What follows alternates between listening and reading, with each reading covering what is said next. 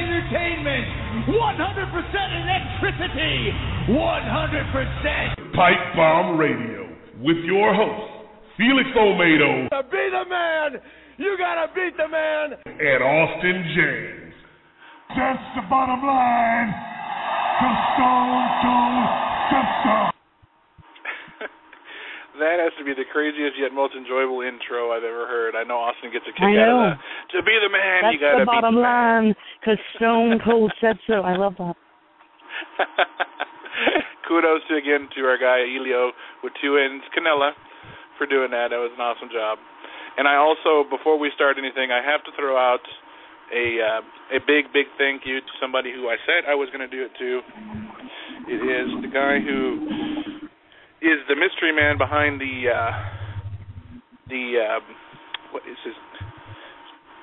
voice behind the intros to the show, and his name is Nate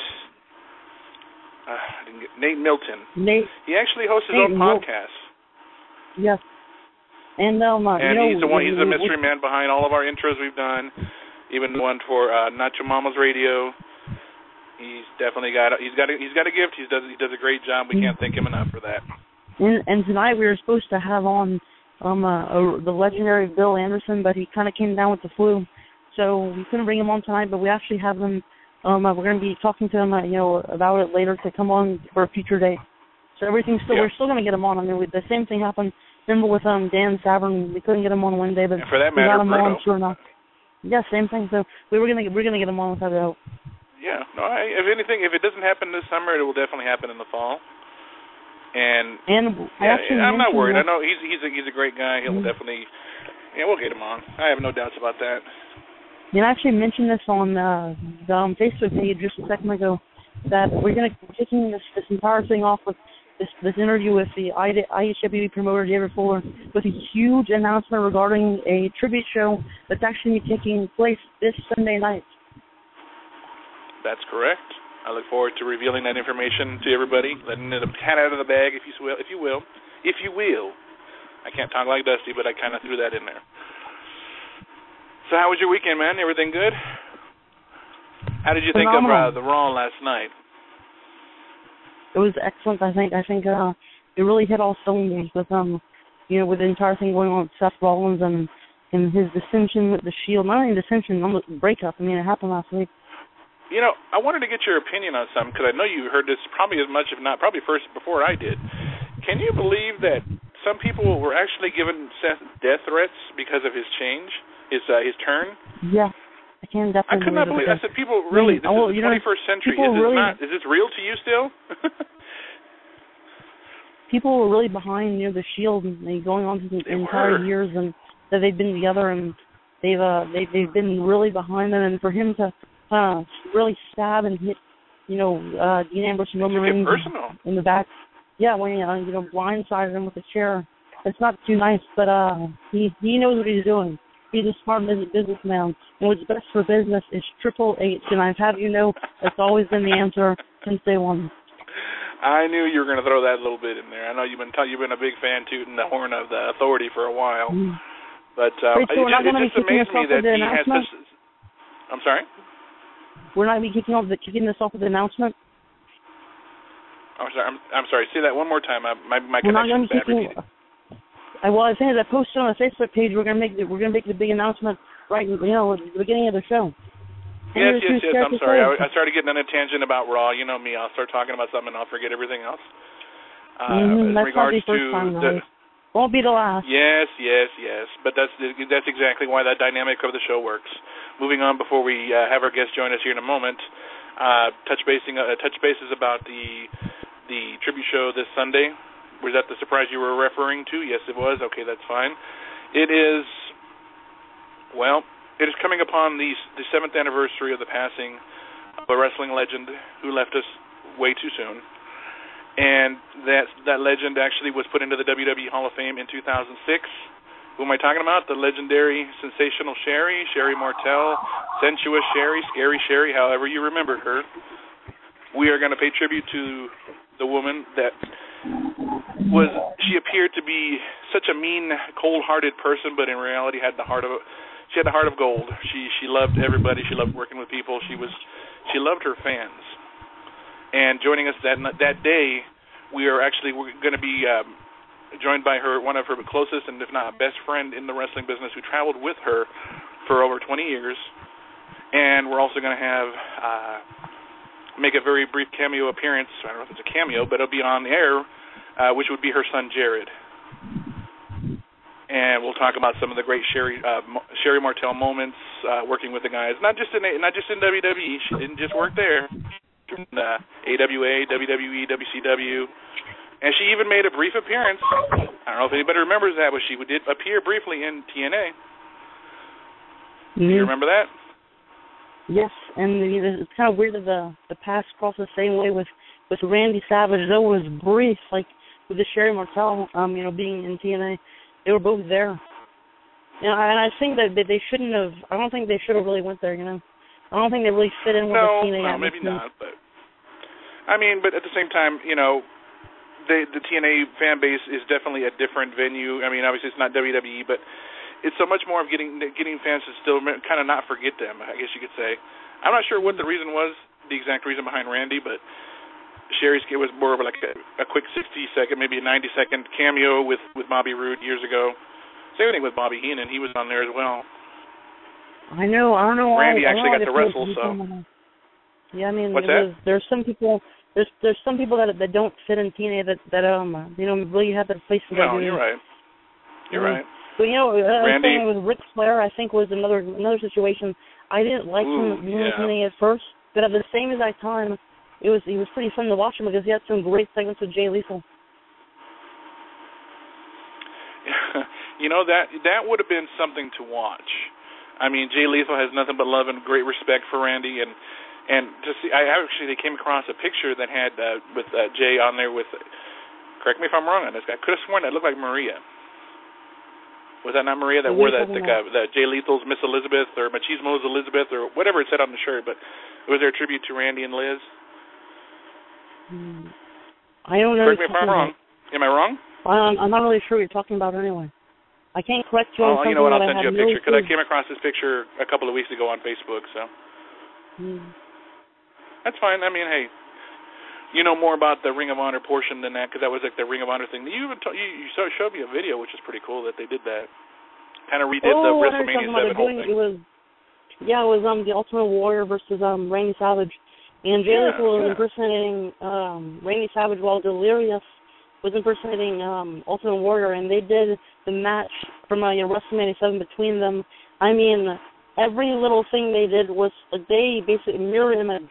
It was so cool to see, and that was from the Truth Martini's Hoopla, Night of Hoopla event that you can see on Ring of Honor Wrestling.com. Yeah, that Truth is a character. But let's quickly chat about the IHW. I keep saying I feel like I'm going to say it wrong. IHWE show they had this past Sunday. They unveiled quite a few surprises.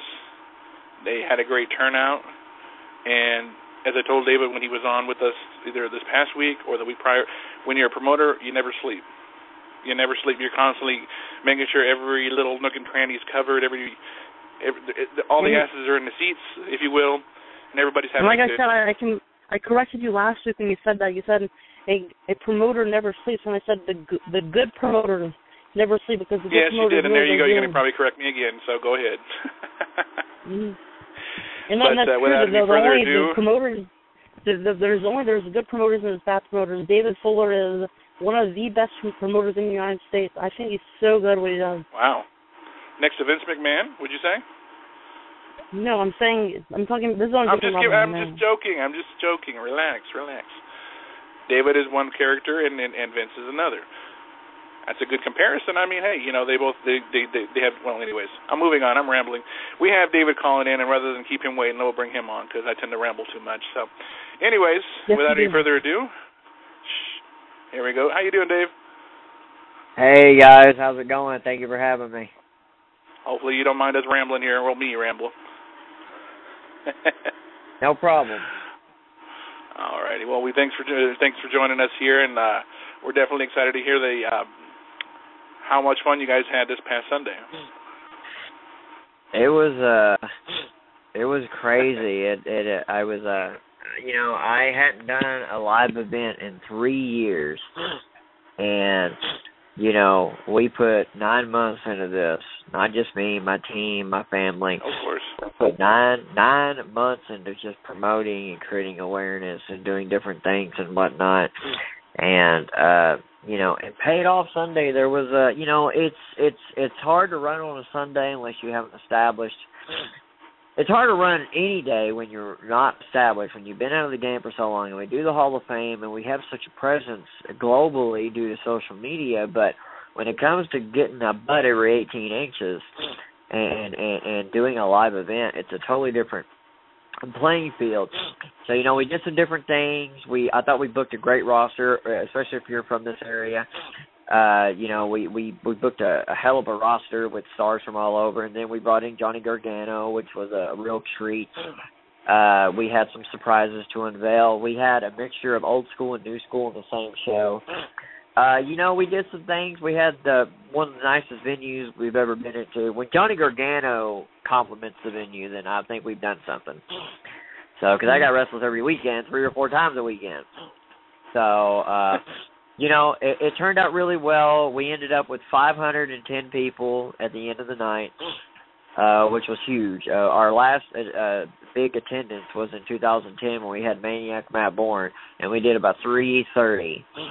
So, but we had no national television whatsoever, and we did 510 people just based off social media. We put some ads in the local TCU newsletter, the local college here, Texas Christian University. A lot of hustle, a lot of grassroots, on the ground, campaigning, promoting, word of mouth, and it all came together. So I got to the building at 12 with my wife and our team, and we started setting up. I had a team setting up the ring. We had a team setting up the stage. We had a team working on the audio-video presentation. We had a team working on the production for our IHWE Experience YouTube show. We had a team working on merchandise. And in addition, there were fans walking in the back door because the front doors weren't unlocked yet, wanting tickets. So I had to run. I was literally running from my office to the back door with tickets in my hand and taking money. I sold about 20 tickets myself. Me, the promoter, I physically handed the people the tickets and took their money. Myself, for about 20 tickets up until we opened the doors. So, it was crazy. It was unbelievable. I think once the product gets out there, be a YouTube or IHW TV show, I think people are really going to be thrown back to the old school days. Craig Johnson, who worked for the USWA and Global, he was the play-by-play man after Mark Laurent stepped down. He did his first wrestling show for the first time in 20 years on Sunday. And he even said, this is the best venue I've ever worked in. He said, God bless the Sportatorium, but this place beats it by a landslide. He said, you got air conditioning. You can actually move around in here. So the whole presentation was fantastic, and, it was just great. I've seen the pictures on your Facebook when you posted them, and I'm like, this is the way to do it. I mean, if you're going to, make a show and promote it for that long, you got to make it big. And you guys definitely delivered. And I even go to the show, I just seen the reactions from people saying how good it was. People even choosing it over TNA. I mean, that's a pretty big deal when people say, we're going to go to this show instead of, a TNA show or whatever, because I know Slammiversary is going to be there at the end of the month. But IHWE, I keep on saying this, is going to be the breakout. And I know this company's been around since 1998, right? Yes. But this is going to be, I'm saying, to me, like a breakout, company. 2014 is going to be the biggest year. I appreciate that, Austin. Your words I really appreciate that. The TNA thing, and I said it this morning. I don't badmouth companies. I don't watch TNA. I just don't. Sometimes I just forget it's on. But I mean, I don't have a problem with the TNA. I'm friends with one of their creative members on Facebook, Jason Cook. He works on the creative team, and that's his dream, that's his job, and I mean, if that's his dream and that was his goal, then who am I or who is anybody to talk down to him about it? they're going to run this weekend. They've got the Von Erichs. That's cool. Kudos to them. I think my only criticism would be that the way TNA is going right now is because they don't have a full-time venue to shoot television. They're kind of going from city to city and taping as many episodes as they possibly can. The only issue with that is I think it would have been a bigger deal. Now they might. I heard they've sold a lot of tickets for Sunday. They're in a good market. They're in the 5th largest media market in the United States, and this territory, this market supports wrestling, especially wrestling that's promoted and is presented right. I think my only criticism would have been I would have liked them to bring Kevin on television and maybe did a proper storyline. It just seemed to me like one day somebody had the idea, let's bring on the Von Erichs, and someone was like, great, let's do it. A phone call was made and it was done, and they just kind of got it out over social media.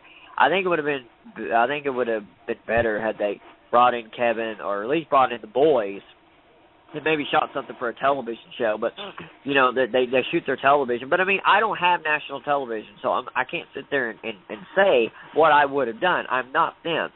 What I said today I had a few people did come up to me and said they chose us over Slammiversary. I was really worried about Slammiversary. When I first heard Slammiversary was going to be here in June, I freaked out. I first heard it was going to be on the same day as IHWE. Uh-oh. At first it was going to be June 8th. That's what I heard. I read that on PW Insider, and they retracted it quickly. And, I was ready. I was like, you know what? We're going to go head-to-head. And, we may get slaughtered because they have national television, but we're going to do it. When I heard it was the next week, I was still kind of worried. I was like, well, when people got a choice, they may go watch the product that's on television. It has Jeff Hardy and, Jeff Hardy and MVP and Kurt Angle, I think are the 3 biggest things they have. I was like, well, yeah, who? No, I'd say that's about it, basically, just those 3. I mean, everybody else is bailed on. Yeah, just those 3. 2 years ago when they came here, you had Hogan, you had Sting, you had Van Dam. The list, the list was ridiculous. How many people you had? Styles, but now and that's their thing. They've downsized and they're cutting costs, and hey, they're still in business. So until the day comes where they throw up the flag and say we're done, I can't hate on them because they're still in business. And who would have thought they would have stayed in business for as long? And whether they're drawing or not, they're still in business. So I can't hate on them. So anyway, so I was worried. I was like, and then they announced the Von Erichs. I was like, oh, you're killing me. I was like, well, if people have a choice between coming to our show and coming to theirs, they're going to go to theirs. The nicer venue, the bigger, quote, stars, because they're on television. That's how wrestling fans perceive wrestlers. If you're not on television, you must not be a star. And the Von Erichs are going to be there. It's like, man. But at the same time, IHWE is giving people an alternative. I know there's the WWE and TNA on TV, but there's also companies like Ring of Honor, PWG, that are running shows every single PWG is different where they do it every other 3 months, I believe. Right. Whereas Ring of Honor does theirs every single week, but IHWE is going to be soon doing that as well. With their shows that you guys are putting up on YouTube, and giving people an alternative, I think, is important because it gives them a view of something other than what they're watching on television. Well, that's a good, I agree with you 100%. We are giving people an alternative. At the same time, though, it's just, when they have national television and they have international syndication, they're on TV in so many markets, and they're doing pay-per-views, and, compared to the little engine that could over here, my first show in 3 years. So, I was worried, but as days started to creep up, I was like, okay, I'm feeling pretty good. I started getting more phone calls and people say, and then, Sunday I was just blown out of the water and I had all these people coming up to me. And I say all these people, I don't mean 500 people came up to me and said they chose us over Slammiversary. I would say about 7 or 8 people came up to me at some point during the night and said, yeah, we were going to go to TNA next week, or I chose you over Slammiversary, or something to that effect. And, I got on Facebook this morning and I said, okay, I appreciate that, and I hope if you made that choice you weren't disappointed. at the same time, I think TNA, for what TNA is charging $12, I think you would be entertained just as much as you were at our show. You know, they have the Wolves, they have the American Wolves, they have Samoa Joe. They've got some really good performers who, if they're given time on pay-per-view, they should tear the house down, just like we had this past Sunday. You know, and I just, you know, I didn't want people to, you know, you shouldn't have to make a choice. If we were on the same night or the same weekend, I can understand. But, you know, I just want to let people know, go support TNA. Go see their show. Don't think you have to make a choice. I'm glad people chose us. But, you know, I like wrestling to be supported. I like WWE. I like TNA. I like all wrestling because, you know what? Somebody's getting paid to do this. And that's what matters, man. I mean, who cares what company people work for? If they're getting a steady source of income and they get to be a wrestler and it's their dream, if it wasn't your dream to be a wrestler and you just thought it'd be cool, then get out of the business. But if you actually wanted to do this since you were a kid and you're working somewhere and you're getting a steady check, then more power to you.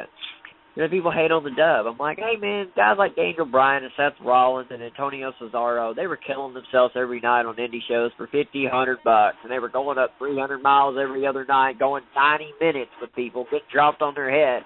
Now they're getting a steady check, merchandise, pay-per-view bonuses, what have you. You know, they're making a living doing what they love. And this is go ahead.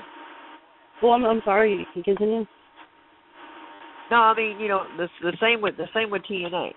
As long as people have a steady check coming in, if the day comes where TNA goes under, more power to them. They lasted longer than anybody thought they would or should or what have you. But anyway, yeah, we had a great show. You know, it's got me nuts. We had a fantastic show. 34% should be good. My phone's been on the fritz, so come on. Anyway, I'm outside now. We had a great show. You know, Johnny Gargano and Thomas Shire, they brought an East Coast match to Texas, to DFW, and we don't get East Coast. Number one, we don't get East Coast matches. Number two, we don't get East Coast reactions. These are the kinds of reactions you would see at PWG or Ring of Honor, or Evolve or Dragon Gate. And Johnny Gargano knew that. I hung out with Gargano. As soon as he got to the building, I just kind of hung out with him and we talked. And the guy was just cool as school. He's one of the most professional guys I've ever worked with. Sat down with me. Whatever you want to do, man. Do you want me to do this? Do you want me to do this? Do you want me to do this? Do you want me to do... I mean, just total pro. Whatever you need me to do. So he went in there. I think they went about 12 minutes. And just... Oh, my God, the biggest reaction I've ever seen live, and I've been in this business for 17 years, and just the biggest reaction I've ever seen live. I mean, just the stuff they were doing. Thomas Shire, you know, there's always a worry when you take a guy. Thomas Shire doesn't wrestle every weekend. He wrestles 2 or 3, maybe, you know, sometimes 3 weekends a month. But he's not Johnny Gargano. He's not a guy who wrestles every weekend 2 or 3 times. And that's not because he can't. It's just because he lives down here, and that's not the way Texas wrestling works right now. So Shire isn't the guy that's being flown around like Gargano is right now. Can he be? Absolutely. Shire was trained by Dory Funk Jr., so he's got the pedigree, and he's got the skill, but he needed this. So Thomas Shire won the Terry Gordy Memorial Battle Royal earlier in the night. He eliminated the 7-foot-tall Kevin Cross, and he was presented the trophy by Connie Gordy, the widow of Terry. So, I mean, that was a moment. Also in the ring was Rick Manning, who's a Hall of Famer. He was a referee back in the Sportatorium days, and Craig Johnson, who was the play-by-play man. That was a big, big moment. So then Thomas Shire goes in there with Johnny Gargano, and he hangs with him. He completely hangs with him. He wasn't carried. He hung with him. And they just, oh, my God, when we post that match on YouTube, ladies and gentlemen, wherever you're at, you want to take 12 minutes out of your life if you want to watch that. I guarantee you, because every single person, if they didn't know who Johnny Gargano was before that match, they damn sure knew who he was, and they were fans of him as soon as that match was over. So, I mean, that was just spectacular. And what I was seeing, I'm seeing all these fans commenting on the show this past Sunday, and I'm thinking to myself, I didn't even go to the show, but seeing how people are talking about it, I cannot wait to see it on YouTube. But looking at this now, I'm like, well, those guys are saying that this show is going to be good, but the one you have up in September with Kyle O'Reilly and the legendary Jim Cornette, I think is going to top us. Well, we made that announcement. I really wanted to make it, and I am absolutely terrible about holding back on announcements. I'm like, well, screw it. I'm going to do it right now. But I wanted to do it in front of everybody that night, and we set it up. We had a big video screen behind us, and I had it set up to where the poster was already made. And I was like, okay, and I told Cornette how I was going to do this. And Cornette said, do it however you want. Just let me know as soon as it's announced, I'll get it out there. And sure enough, Cornette retweeted it yesterday morning. But we made the announcement. I went in the ring, and I told everybody, I came out middle of the show, and the fans were having a great time. Came out with the legendary Black Bart, and Bart said his 2 cents, and he went and sat at his table. So I announced Stan the Lariat Hansen. I announced Barbara Goodish. I announced Charlie Haas. I announced the PWG champion Kyle O'Reilly. And then I pointed up at the screen, and all of a sudden the graphics showed up, and the crowd went nuts. I didn't have to say anything because everybody knew. And then I announced the legendary Jim Cornette will be here live. And moments after that, I started to hear, this is awesome, clap, clap, clap, clap, clap. And then it started getting louder and louder. So I just shut up and I let the moment happen. And as soon as we announced that itself got a this is awesome chant. You're doing it right. You are doing it so right. I can't even tell you. Well, thank you. I appreciate that. Me and Jim... I'm sorry. No, you're fine. Me and Jim had a long conversation the day of the podcast he did at IHWE Radio. And I told Jim my story, and I told Jim what we were doing down here. And we made a deal. We made a deal right then and there. There was no negotiating. We made a deal right then and there. And I made a deal for Cornette to come down. And I felt honored that he would be willing to come down because he has to drive down here. And he said he would. And it's just, I knew it then, but I wanted to announce it at the show because it was a big deal to announce it at the show, and I wanted it done a certain way. And it was done just the way I wanted it. So, he's going to do it. Jim Cornette's going to be here on live September 28th here in Fort Worth, Texas. If you're anywhere in the Dallas-Fort Worth area, make sure you're at that show. He's going to be doing a live Jim Cornette experience, a live Q&A at the venue earlier that day for 1 hour. You can ask him anything, and he'll answer it. And then he'll be a part of the show that night, along with Stan Hansen, along with Charlie Haas, along with Kyle O'Reilly. And like I said, we're still working out the card, but as right now, those names are confirmed, and you can meet Bruiser Brody's wife, Barbara Goodish, who's one of the nicest ladies you'll ever meet. So that card is going to be spectacular, and I'm really excited about it, and I hope we break the attendance record again. Without a doubt, I think you definitely will with names like that. And what I think is so cool about IHWE is that you're bringing guys like you just mentioned to them, because they, in order to meet people like that, they would have to travel across the United States. Except you're bringing it to them. Well, not a whole lot of people down here do that. They don't. What I wanted to do is I wanted to create an event where the past, the present, and the future all converged, and that's what we're doing. We're bringing the past in. We're bringing in Hansen. We're bringing in Cornette. We're bringing in maybe Charlie Haas is a little bit of both because Charlie's still wrestling. Charlie's kind of a little bit of the past and the present. Kyle O'Reilly's the future. Well, he's kind of the present and the future because he's the current PWG champion. But then we got a guy coming in by the name of Matt Fitchett, who's the future of the business. He's already worked Sakara. He's already worked some other places.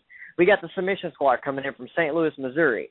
We got Gary J. We got Pierre Abernathy. We got Evan Jalistico. We've got Americos, the new DFW champion, the international high-flying sensation.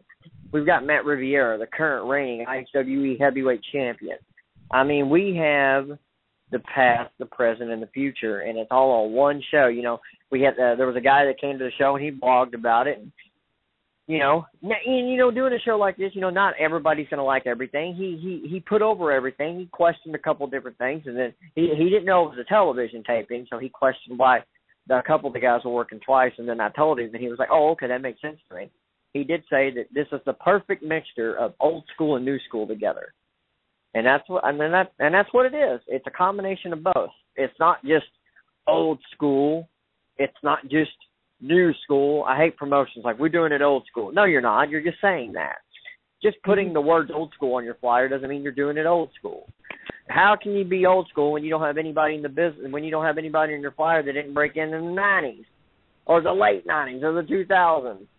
You know, we've got people that actually work the territories and are old school. So, you know, and it's Old School Hustle. I love the name. And that was up until this past Sunday, that was the biggest live event we ever had. Maniac Matt Bourne headlined the last one. And I'm looking for this to, once again, be the biggest event we ever had. It's going to be a combination of things. There's going to be a live reunion of IHWE Hall of Famers. It's going to be a reunion of the old, insane, hardcore wrestling alumni back from the days of the hardcore wrestling when we were crazy. And it's going to be the current product that we have, the IHWE product, which is all wrestling, family-oriented. It's going to be so special. I can't wait. It's going to be. But I will say this, you know, Matt Riviera and me, but on Sunday he put his hands on me. And I haven't made up my mind because sometimes I've been accused of just jumping the gun and just doing things just on emotion. And I don't want to do that anymore, but you know what? I tell you what. I will drop this on you. This is Pipebomb Radio, and why don't I drop a little pipe bomb while I'm on the air? I was going to say this for tomorrow night on IHWE Radio, but you know what? I'll go ahead and drop this now. You know, Matt Riviera and Tim Storm, the Empire. You know, they were connected at the hip on Sunday. They interfered in matches, and I respect both those guys. Matt Riviera I have a lot of respect for, but you know, he put his hands on me, and well, I'm just going to say this. I worked out a deal. I worked out something last week. Well, I was approached last week, and I went ahead and gave my approval today.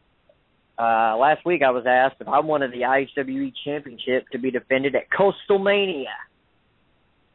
And I agreed. I accepted. So the IHWE Championship will be defended July 12th in Galveston, Texas at Coastal Mania. But what Matt Riviera doesn't know is who he's going to face. So I'm going to say it right now on this show. I'm going to make a bombshell. I'm going to drop a pop bomb, if you will. Matt Riviera is going to defend the IHWE Championship at Coastal Mania July the 12th in Galveston, Texas, against his fellow Empire member, Tim Storm, one-on-one in Galveston. Black Bart is the reigning IHWE commissioner. He will be there, and he will make sure that this match happens, or both men will face the consequences. There you go. Oh, my God. Well, that's definitely a pipe bomb, because if anybody knows Matt Riviera and Tim Storm, lines are going to be crossed because those guys are the best of friends. Well, I hope this doesn't affect their friendship, but at the end of the day, it's business. And I know Tim Storm wouldn't mind putting that belt next to his PCW Heavyweight Championship. So July 12th, Galveston, if you're going to Coastal Mania, make sure you're going to see something. Matt Riviera and Tim Storm, two of the best. Take nothing away from either one of them. They're two of the best wrestlers in the state of Texas. But they take shortcuts when they shouldn't have to. So I'm going to deal with Matt Riviera later about what he did to me. But right now, July 12th, Coastal Mania, Matt Riviera, Tim Storm, IHWE Championship. Black Bart will be there. He will enforce it. Guaranteed. That's huge. It's really big. Thank you for making that announcement now, because that's one big announcement when you have two guys who are friends, you know, going for the IHWE Championship held by Matt Riviera. And I promise you, Tim Storm, whether they're friends or not, he's going to do what's best for him. Yep. That's it. Maybe Matt Riviera will think twice for putting his hands on me again. So, if he's victorious, he's victorious. This Saturday night, he's also got another title defense in Alabama. He's going to be taking on the new DFW champion, Americas, on a show with AJ Styles, Chase Stevens, Robert Fuller, Jimmy Golden, in the last farewell match of the legendary Adrian Street. That's going to be in Alabama this coming Saturday. We will have hopefully photos and footage of that sometime in the next couple of weeks on IHWE social media. Matt Riviera is going to be defending the title this coming Saturday in Alabama against the new DFW champion, Americos. It'll be champion versus champion in this wonderful state of Alabama. First time ever that the IHWE championship will be defended in Alabama.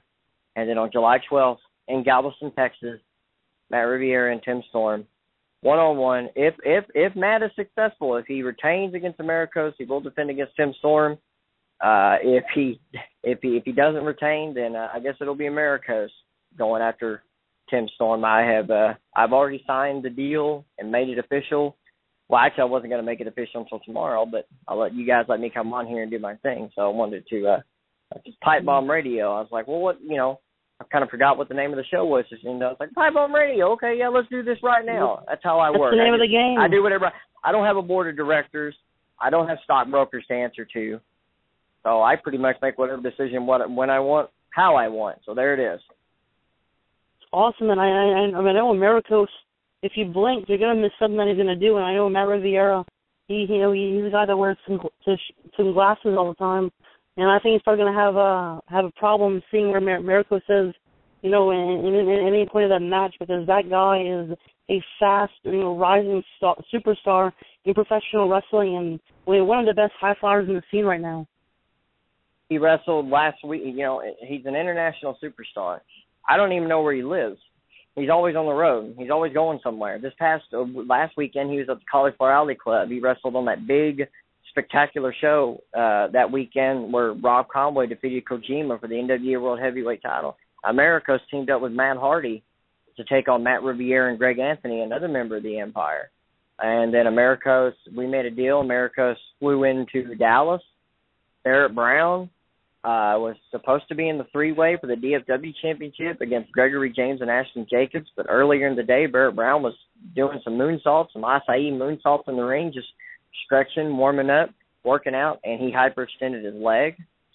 There's a video of it online, and a bunch of people, swarmed to him. We took him to a little urgent care clinic right around the corner. And, he only hyperextended his leg. But, I sat down with him, and I told him, I said, here's the deal. You're young. You're on a roll right now. I can't put you in a three-way with two other guys who are going to destroy you if you're not 100% because they want to be the DFW champion. So they took my advice and sat out. Maricos was there. He was going to be in the Terry Gordy Memorial Battle Royal. And I knew that Americos was a star, and he would bring a lot of awareness to IHWE. So, we went ahead and we talked to Americos. We actually talked to him and Barrett at the same time. Barrett gave him his approval and said, go get him. And, hey, we put Americos in the match, but that, he wasn't guaranteed anything. He said, well, go out there and you have a shot. But so does Gregory James, so does Ashton Jacobs. All three of y'all are young, hungry, up-and-coming stars. And Americos just happened to get the 1, 2, 3. So, he's a DFW champion, and I've already signed the rematch for Saturday night, August 30th in Fort Worth. Long talk with Americos afterwards, signed him for that, signed him for September 28th. He's going to defend the title August 30th against Gregory James and Ashton Jacobs. And the first time ever, I've never seen this done anywhere. It probably has been done. It's going to be a 2 out of 3 fall triple threat match in Fort Worth. August 30th. Expect the unexpected. Exactly. We've talked to you about, being the owner of IHWE, but we didn't really get, the story about how it came to be. How did you get your start in wrestling? I was 16 years old. My mom passed away a year before. She unexpectedly at the age 38. I was 15 when that happened, so I was 16 years old. And one day I heard Johnny Valentine was running a wrestling school here in Fort Worth. Well, I knew who Johnny Valentine was, but Dad used to tell me stories, and I'd watched wrestling for long enough to know who this guy was. So, I knew who he was. I went to meet him. I was terrified. He had this real deep voice, and, I bugged him enough to where he said he would train me. He took a couple looks at me, and he just really didn't. I think he dismissed me at first because, I'm not physically imposing. I'm a real small guy. But, I kept harping on him, asked him questions about the business. I seemed to be a little knowledgeable, I don't know if it was more knowledge or just it seemed like I watched this more than I should have. So he kind of was like, okay, I'll train you. So he agreed to train me. Agreed to train me for free. Worked out with him a few times, but Johnny's health was declining. He had broke his back in 1975 in that plane crash with Ric Flair and David Crockett. So he had broke his back then, and he had a broken back ever since.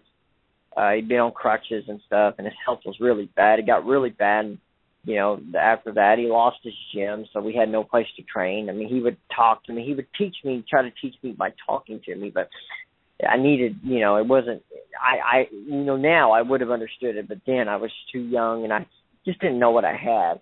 He died in 2001. I actually spoke at his memorial along with Killer Carl Cox and some others, but, you know, so he was my mentor. He was the reason I got into wrestling. And then at the same time that was happening, IHWE, Insane Hardcore Wrestling, was starting in the backyard. And, I mean, it originally just started as three kids screwing around in the backyard because we were wrestling fans and we wanted something to do.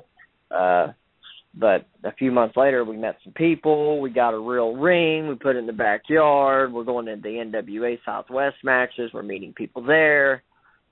So they were like, hey, we'll come wrestle with you guys. And so, you know, within a matter of weeks, we were doing legitimate shows. Well, we were doing shows in the backyard, but they were the same shows you were seeing at the buildings. You just happened to be in the backyard. It wasn't the backyard wrestling where people would get thrown off buildings and get light bulbs. And I mean, we had a guy by the name of Necro Butcher. Don't know if you guys ever heard of him. I'm kidding. Definitely. He actually started that Necro Butcher gimmick with us. He actually started it with, he started it with us. He came to me, and, you know, his name was Dylan Summers, and he was doing an Army gimmick because he was in the Army. And he's like, I want to try something. I didn't know him, but he kept calling me, and he seemed like a nice guy. He said, hey, and we were looking for more wrestlers because we didn't have enough. So he's like, hey, I want to do this thing where I paint my face and call myself the Necro Butcher. And I'm like, all right. I was only 16, 17 years old. What the hell did I know? I'm like, okay, cool, do it. Come on up. He didn't want any money, so I was like, well, cool, I got another free wrestler. So he started coming up, and, you know, next thing I know, the Necro Butcher's born. Rodney Mack and Jazz are wrestling for us. Brian Kendrick, Spanky came through and wrestled for us. I mean, the backyard, So, I mean, so we did that for a few months, but then it got too big for the backyard, and, you know, I was still in high school. I was on the news. I was on ABC. I was on CBS. I was on 2020. I was in the paper. And I was still in high school, so it just got to be a little too much. So I stopped running the show, and I went to wrestle. I went to Louisiana. I went to Arkansas. I went to Oklahoma. I traveled up and down the roads with Necro Butcher, Rodney Mack, Jazz. And I just wrestled. I did that. I managed. Sometimes I ref. Sometimes I did the announcing. Sometimes I did the play-by-play. Sometimes I sold gimmicks. I did whatever. I mean, whenever I showed up to a show and they needed me to do something, I did it. Because I was like, well, you know what? I'll do this and I'll learn something. And every time I did something, I learned something. But I also wrestled as much as I could. So off and on I wrestled throughout the years. I ran different promotions. I ran a place called NAWA, Dallas-Fort Worth. It was more of a developmental type deal in a warehouse on Sundays for the two other big shows that were happening here. One was called PCW, one was called XCW. We were kind of the black sheep. We were just giving people a place to work to keep them in shape for the bigger shows. Brought IHWE back in 2008. First show we had was October 4th, 2008. We had Skandar Akbar, Bill Mercer, and Mark Lorant. Sold out the building. Hadn't ran a show in 2 years. Sold it out. Sound familiar? We just did that this past Sunday. 2009, we had the Doctor of Style, Slick. He actually wrestled me on January 17, 2009. Slick wrestled me in the ring. February 14th, Jimmy Jacobs came through, won the IHWE championship. It was a doubleheader. He won it in show number 1, and I made sure he did not leave with that belt by the end of show number 2. But Jimmy Jacobs was an IHWE champion. We just ran throughout 2009. We ran at this little place called the Wolfpack Boxing Gym. and we were running just basic exhibition shows. We started out with like 15 people. We had 2 other promotions in this city of Fort Worth breathing down our necks. They had a lot more money than us, and they both were determined to put us out of business. We were running in this place with a boxing ring. We were doing shows. By February of 2000, by the end of 2009, my back had gotten so bad I got nerve damage. I pretty much had the same thing that Edge had, where I started losing feeling in my arms and my legs at different points, and so I knew the end was approaching. But I'd already committed to ending my career by losing to my champion at the time, and we built this storyline up, so there was no way I wasn't going to do it. So I finished out my career as an in-ring competitor by losing to a guy by the name of SB1 in December of 2009, and then we made it look like I was fired from the company, even though I was still running the show. February 2010, we changed the whole complexity of the company. We had over 150 people in this little warehouse. We went from 15 to 150, and I was brought out as a new owner, got out of the limousine, brought out main event Mike Fox. He beat SB1 in about 1 minute, first match to win the heavyweight championship. Franco D'Angelo came that night, and they started their thing. We did a couple more shows in that gym, and then we were out of there because we had outgrown it. We started going back to the big community centers, and that's where we were doing those bigger shows. In August, we had Maniac Matt Bourne come. Like I said, we did over 300 people. October, we did another show, and then we kind of just, again, it was a building dispute, so I kind of put it on hold, started the Hall of Fame. I've talked about that on here. Did a show 3 years ago, didn't do very well, even though it had a great roster. Just for whatever reason, it bombed. Since then, I got married, had a kid, worked on some different things. I released a comic book. I created a story for a comic and released it. Been approached to write a book, an autobiography, which I'm working on. So I mean, that's pretty much it. That's the Cliff Notes version. I got a lot of stories, but I'm gonna probably put most of those in the book.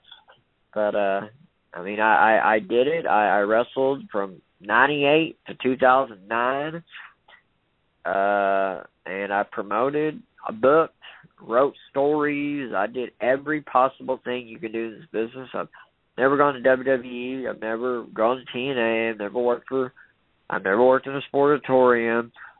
A lot of people say they did when they didn't. I don't say anything I hadn't done. So because on the grand scale, I haven't really done anything. There's a lot more people that have done a lot more than me. I never wanted to go anywhere but Texas. I just wanted to do something in Texas. And over the last few years, I've gotten older. I just wanted to create a good show here in Texas with the legends and the current stars. And I got to do that on Sunday, so it was really cool. But yeah, but that's pretty much that's the Cliff Notes version of my life in wrestling. I started in '98. It's 2014. I started at 16. I'm 32. So yeah, I'll be 33 by the time my September show comes. That's a really amazing stuff you've done. And I always say this to people.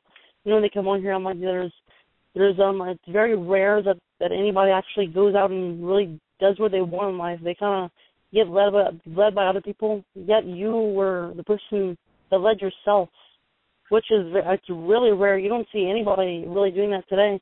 And the people that do, people that lead themselves, are usually the ones that become the successful ones, the ones that live their dreams. And those are people that really love what they do. And I can tell, always when I talk to you, and this is why I like talking to you, is because you are a person that I hear in your voice you love what you do. And I continue to tell people that I was on a road trip with my friend John Paul this past Saturday, and we were talking in the car, and he's like, yeah, David the Fuller, I love him. Like, he was talking about you, saying how much you love doing this, and that shows off by how much you like promoting things. Like, that's great. You did it in like 9 months in advance for a show. That's amazing to me. Well, I appreciate that. Like I said, I do my thing. I want to do my thing for the business and contribute any way I can. I'm getting to live my dream, and that's cool. That I get to live my dream. I get to hang out with people like Jim Cornette, Stan Hansen, and And for a little punk kid who nobody wanted around in the wrestling business, it don't get no better than that. You know, there's a picture of Black Bart coming to pick me up on Sunday. I got Black Bart, a Hall of Famer, Kit Carson, another Hall of Famer, Johnny Gargano behind me. And, you know, that's what it's all about. I get to hang out. You know, I hung out with Bart all day on Sunday. Like I'm hanging out with the former World Class Championship Wrestling Heavyweight Champion. And he calls me on Monday and he tells me, man, you put on a better show than 90% of the promoters I've ever worked for. And he's like, I'm not telling you that so you'll book me. I'm just telling you that because it's the truth. And I'm like, I appreciate that, you know. You know, we got, you know, I know Bill Anderson's sick, and I know he couldn't make the show tonight because he's sick. He's such a wonderful man. Bill Anderson's coming down in September. I mean, you know, it's just, you know, it's so cool that a guy like Bill Anderson who, you know, trained the Warrior, he helped train Sting, you know, I can't get over this sometimes. So, you know, sometimes people make a big deal. I'm like, you know, we'll make a big deal out of nothing. I'm not, you know, it is what it is. I'm just doing my thing. I'm just happy to be in the business. All I ever wanted was to be accepted.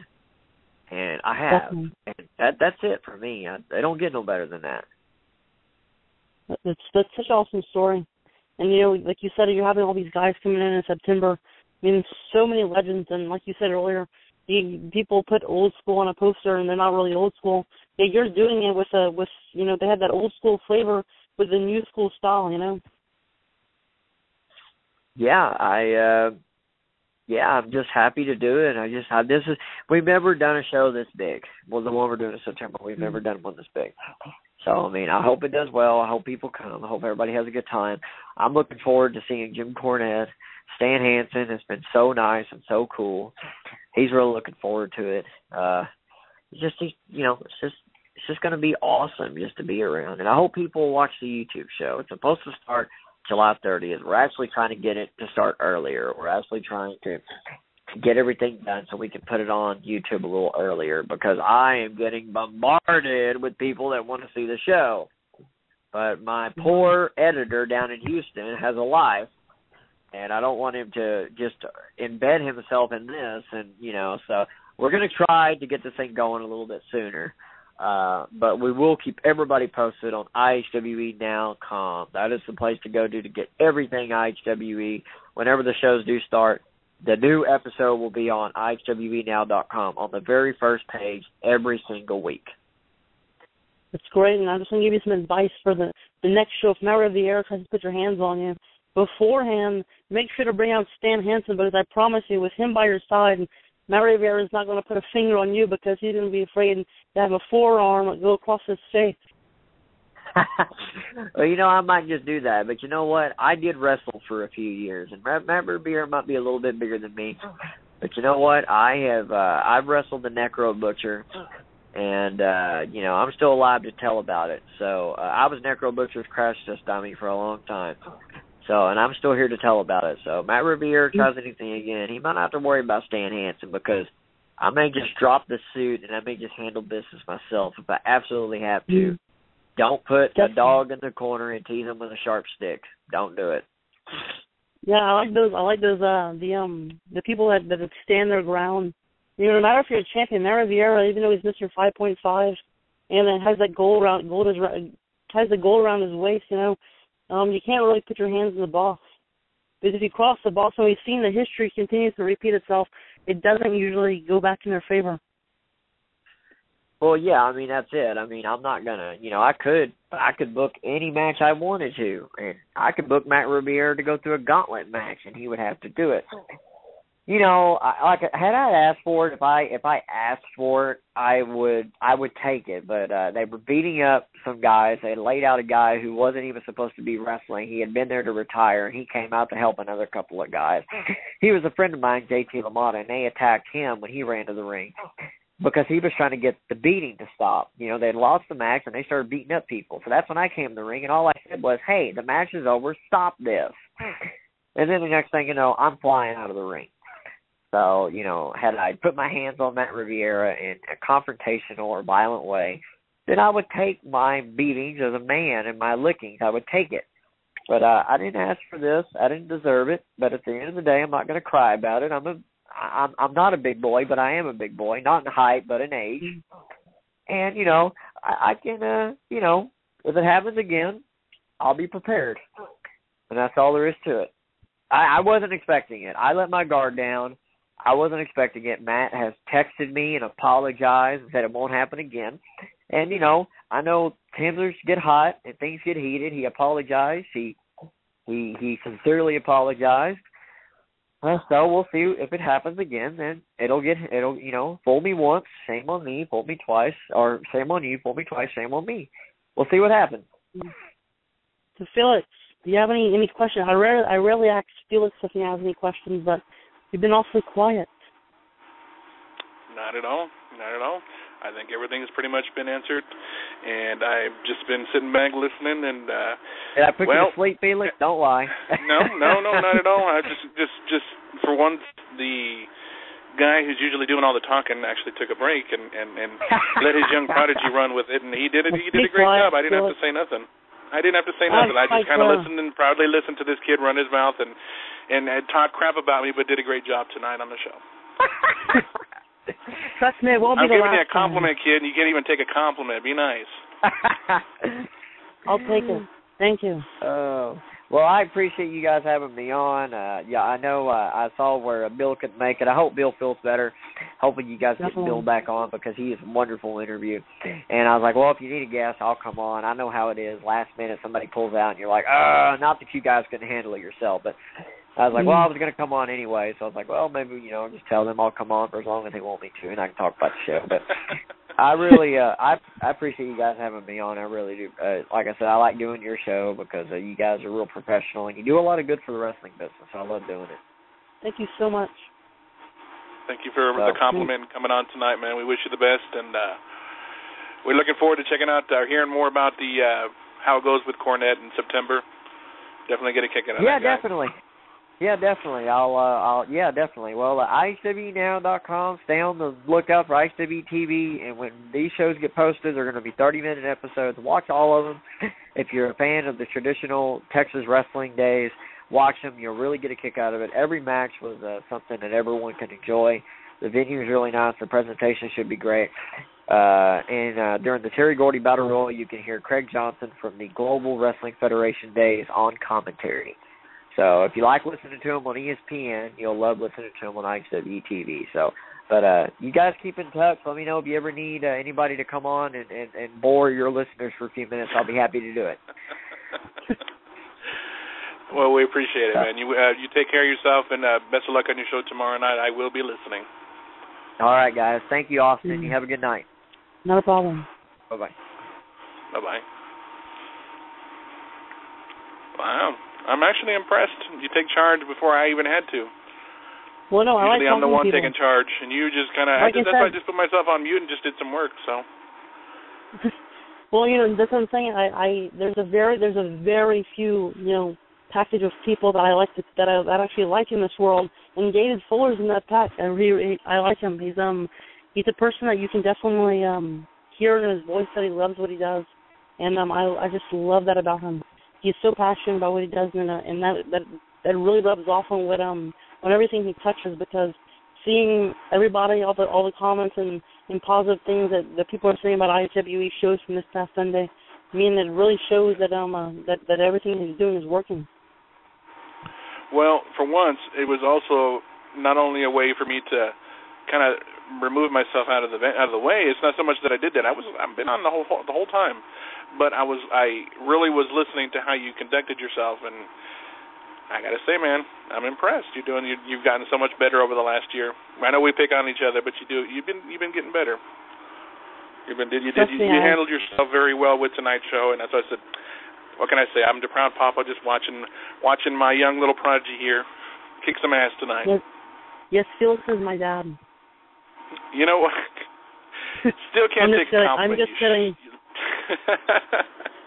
No, you did a great job. I didn't have to really do much, and in cases like that, because David does talk. He talked and talked and talked, and I'm not saying it to be rude in any way. Guests like that make it easier on us because you know what? They answer questions that we may have already wanted to ask them.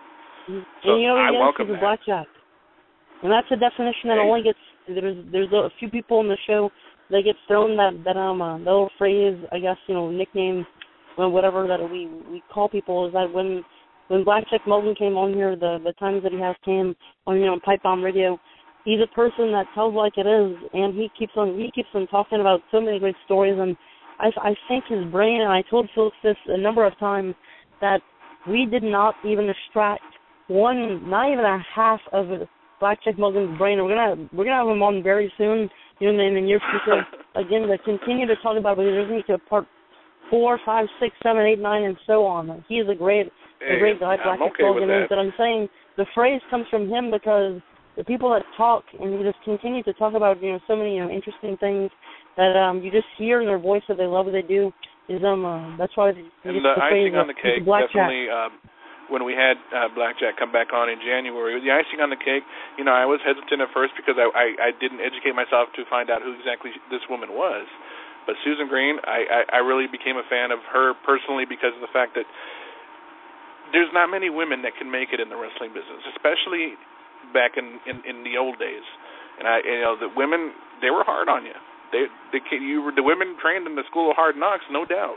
I mean, they were beautiful, but they were no nonsense. They kicked the crap out of you. And she survived a lot of that. And she's still doing it. She's a trainer still.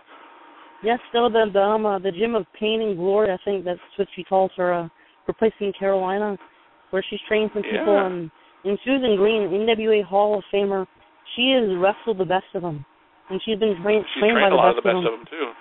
Yeah, and I mean, her and Fabulous Moolah had some matches, and Mae Young, and just so on. She's such an awesome wrestler. If you go back to it and you go on YouTube is a phenomenal source of information that just holds it. You can have it in your palm of your hand if you're on your phone or whatever. And type in Susan Green, and some of her matches is just so good. She was a wrestler. Those girls back then were wrestlers. They did it, and there's still a couple of them out there today. But and those are the ones that I like watching, is the ones that actually like to wrestle instead of just walk out there just to be one of those showcasers who just think that everybody. The models that have no business being in wrestling. Mm-hmm. I want to see wrestling. I want to see if you're in the professional wrestling business, be a professional wrestler, not a model. There's different places for that. And just to those, I want to say, just to comment real quick about Blackjack and Susan. If there's anybody that ever books them, you guys are in for a treat. You don't really know what you got until you get them on there, because they're very fun-loving and they work off of each other. They're entertaining to listen to. They both have great stories. And we're just saying it because we've had them on, because we've had them both on, with whether it was just Blackjack by himself or both of them. They're just awesome to talk to. So when that time comes that we do bring them back, and we will, you guys are in for not just part 3, but definitely a big treat for everybody, I think. Definitely. Anyways, I just had to throw that out there. Next week we'll actually be having on the former TNA commentator, Todd Kimmel. And he's a guy that I have no clue why TNA released him. For whatever reason, I don't know why they released Todd Kimmel, because I enjoyed him. I enjoyed him as a commentator because he was all business. And I mean, he had his funny moments and stuff, but when it came to a match and when the match started and everything, he was just calling him. He was so, I don't know about you, I thought he was great.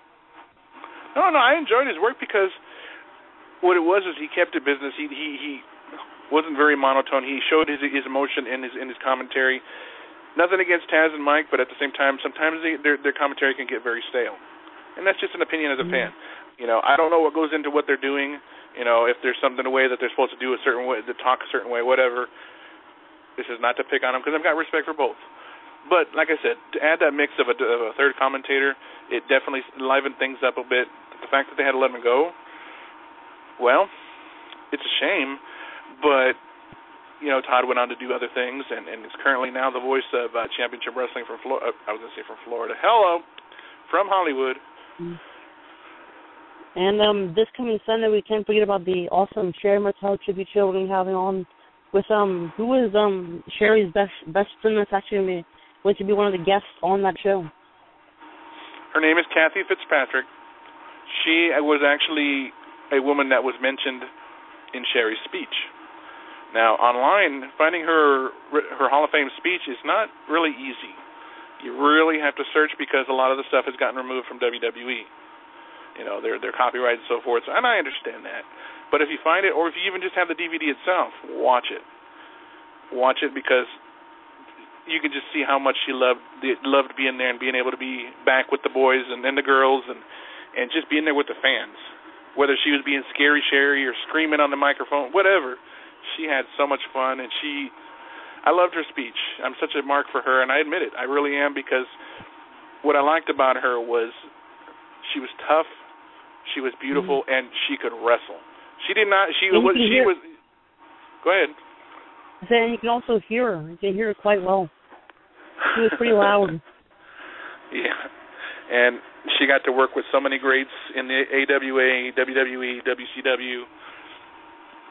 You know, from let's just say from Playboy Buddy Rose and Doug Summers to Macho Man Randy Savage, Ric Flair, Harlem Heat, and I'm going to try to work on another particular person that I want to bring in there.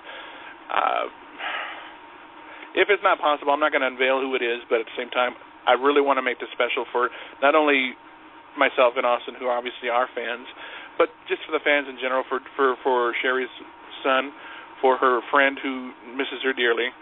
You know, it's going to be a fun show, fun to look back and remember such a wonderful person who gave so much and inspired a lot of people.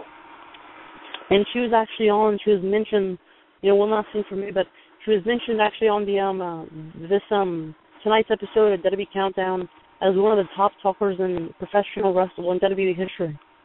What was the countdown about? Is it top talkers? The top trash talkers in history. Oh, got it. Okay, I have got to check that out later. The countdown sometimes can be kind of crazy and silly, but you know what? We got a little bit of time to kill. I got some time. I want to have a little fun with you here. Remember, I know we've been meaning to talk about this because I wanted to find your opinion on this, but the countdown show that they did a few weeks ago about the greatest factions. Now, there have been so many, and they narrowed it down to 10. Now, I don't know, and I'm not trying to call anybody out on anything. I really not, because I don't know. But I didn't really think I didn't care for the countdown, how it came down, and I know a lot of it had to do with the fact that the fans nowadays don't really know or care to know or remember a lot of the factions that came before guys like DX, guys like The Shield, guys like Evolution, and it was just so disappointing because I as a fan wanted to see more recognition of guys who paved the way. Not that they didn't do it. It just maybe they didn't. The number, maybe that's what really bugged me, how they numbered it. I totally understand what you're saying. What WWE did, and I used to remember from the shows that are on the network now, were filmed 2 years ago, 2012, because remember the network was planned to be showcased in 2012, but they decided to stop it and wait a few more years and build it in 2014. So that was they had a vote. People voted on who they thought would be the best of whatever. And you have to keep in mind that most of the fans would imagine in WWE right now, or at least for the past years, whatever, are this generation, like 10 years old, whatever. I don't know, like kids or kids, teenagers, whatever. There's a mix of everybody. I'm saying if the most, I guess, faction they would say that they stuck out were was obviously DS, because they're the main ones that really came around, 2000, 2006, 2009, and I know DS has been around for a long time, in the 90s and such, but I'm saying with kids now, they know who DS is, that they started watching wrestling in, 2006 when they came back in 2009. They know who DX is, so that would kind of be their front runner on who they think the greatest faction is. But I will tell you this, they didn't belong as number one. Number one belonged to the Four Horsemen. And I don't care what anybody else says. They're the people that paved the way for factions. I'm not going to deny that. They're the ones that paved the way for all factions. I can't deny that either. You can't really. I mean, and people will look at it and examine it a little too much and say, they put in the Dangerous Alliance. Now, for them to put that in there, not many people remember that group, but the impact that they had in WCW was really good. I mean, it was so good. Paul Heyman was definitely the best frontman for that group, and I really got a kick out of that one. The same thing could be said about the Heenan family. Now, most people would look at that one and say it's not a faction. You could see both sides of that and say maybe yeah, but maybe it was. I don't know. The corporation. Just throwing out a couple of names. But if I were to ask you right now, put you on the spot right now, I want you to name me your top 15 factions. I'm not going to name. I can't do that. No, I'm not, I can't. No, I can't do that.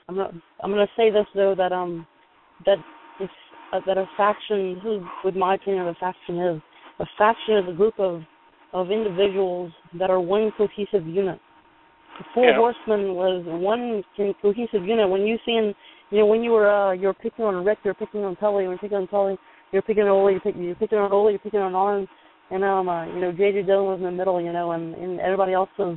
They were all one cohesive unit. And besides how it ended, I'm not trying to discredit, Chris Benoit and Dean Malenko, being there was the two last ones, in the Four Horsemen when they had their final run in WCW before it all, went downhill, and everybody kind of parted ways.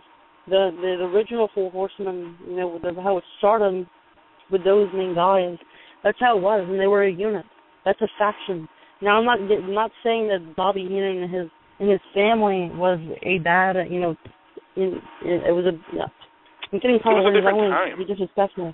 There wasn't. I don't consider Bobby Heenan's family a faction because it all took place at different times. He managed those guys at different times, so it wasn't all at once. He kind and it wasn't just WWE either.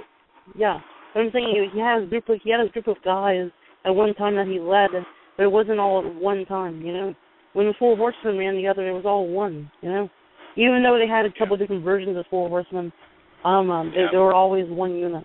Well, which one was your favorite version of it? But my favorite version was always the original. The first guys, Ric Flair, Tully, Ole, and J.J. Dillon and Ric Flair. Those are the main ones. Even though Ole didn't, kind of flip-flopped and sometimes was there, sometimes wasn't there. Those hard to get along with, from what I heard. No, I said I heard he was pretty hard to get along with. It's all for factions. If it wasn't for them, I wouldn't see the NWO being created. But at the same time, I've also heard he's also a hard booker too. But same could be said about Cowboy Bill Watts. But let's not get into that story. I mean, there's so much that could be talked about that can be on. We could be on here for hours talking about a lot of the history that was good and a lot of it wasn't bad, or that did work, that didn't work. But yeah, there was a lot of factions. I'm trying to hold my words. I'm getting caught up now is because I don't want to be disrespectful because there's some things that are on the W Countdown shows that I don't really agree with. Fair enough. They definitely see from the past week if people have been watching the show that some people don't really there's different spots for different people, and I believe the Four Horsemen should have been number one from the start. Now let me ask you something on a more positive note, yet kind of an emotional one if you think about it. Legends House. What are your thoughts about that show? I love Legends House. They're about to wrap it up here. I think Legends House is a really good show, and what I'm looking forward to is the season finale next week. We've been seeing clips on it if you've been watching the WWE Network, which is actually available for $9.99 a month. So definitely get the deal while you can, right? No, Legends House Vince ain't paying us for anything like for promoting. You know that, right? And I don't think he's going to pay me. No, the Legends House is, the finale's next weekend. I'm excited about, and not next weekend, this coming Thursday. And I'm excited about seeing it. But what I'm really looking forward to is seeing what cast of characters are going to have for season 2, because I know that the show is going to be renewed for season 2. I mean, it has to be. It's tough enough. The tough success enough of this back. one. And what person? I want to ask you a question. I'm not assuming that you've asked me these questions. Who do you want to see? Who's your number one guy that you want to be? That what you want to have on Legends House? Don't name all the cast. Name one guy you think you want to see on Legends House in season 2. Iron Sheik. Oh my God! I don't think you're going to hear a word from him because all you're going to hear is. Well, I do that already with Pat Patterson. I mean, he practically cusses the entire time. Oh my God, Pat Patterson has a creative language, but he's a funny Canadian. Yeah, he's got some colorful language. But you know, the number one guy I want to see on is Ric Flair. Ooh, that's a good counter one right there. It was you counter me with counter my Sheik one with your Ric Flair one. I don't know if the house can handle somebody as crazy as Rick, who's up all the time partying and you know, like it was still 1979. Hold on. What happened? Uh-oh. But not to mention, although I mean, I was just saying, as far as the Flair comment goes, that would be interesting. Man, with him looking like he's going to be making his return to television soon, it's a good possibility. Yeah. And I want to throw in there, obviously, we've got episode 2 of Nacho Mama's Radio coming up this Thursday night with your host, Oscar. And you never know who might call in and make an appearance. It might be Sir Mo. If y'all listened in last Thursday night, those two, every time they get on the air together, it's like they never left. They start having a lot of fun. And, you know, we had a few bumps along the way as far as getting the show going, but you know what? For the most part, it was a great show. It had a lot of interesting discussion and so forth. And episode 2 coming up this Thursday, as Austin put it before when we announced the debut, it will only continue to get bigger, badder, and better. If that makes sense. Do you have any final comments, Austin? I know you probably do. Nope, but you're being quiet now because I guess that was quiet for the whole show. So. Nope, that's it for me. All right, man. You have yourself a good night. No, I'm just kidding. On behalf of Austin and myself for tonight's show, we thank David Fuller at the IHWE for coming on. But on behalf of Austin and myself for tonight's show, we thank you guys for joining us. And as always, keep your feet on the ground and keep reaching for the stars. Good night, everybody. Good night, Austin. Good night.